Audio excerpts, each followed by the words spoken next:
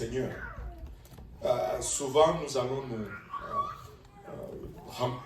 nous buter à des obstacles, nous allons rencontrer des épreuves.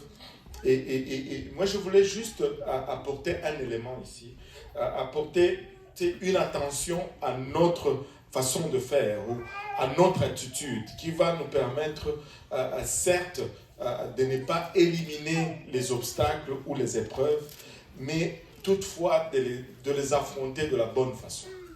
Amen.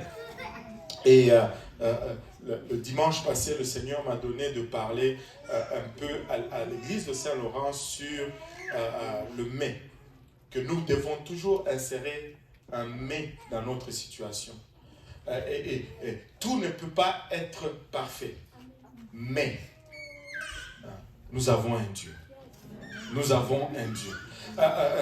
Nous ne pouvons pas nier les circonstances ou les choses que nous vivons, mais nous pouvons les affronter, alléluia, du bon pied.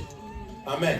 Nous pouvons toujours amener une situation meilleure par rapport à celle que nous vivons. L'histoire duquel j'ai tiré le verset aujourd'hui pour introduire mon partage, je ne sais pas si c'est une étude, une leçon ou une prédication, mais je vais juste parler et puis vous allez décider c'est quoi. Amen. Et je vais juste partager l'idée que le Seigneur a mis dans ma tête. Dans le livre de Matthieu, Matthieu au chapitre 4, nous introduit le Seigneur Jésus-Christ. Le chapitre 3, on le voit comment il entre dans son ministère. Jean-Baptiste le baptise, mais tout de suite après le baptême, la Bible nous dit que l'Esprit l'a conduit dans le désert pour être tenté par le diable.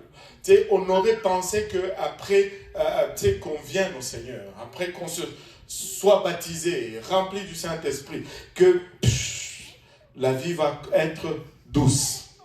Mais ce n'était pas le cas pour le Seigneur. Juste après cette expérience que nous pouvons égaliser avec notre nouvelle naissance. Mais il est allé dans le désert.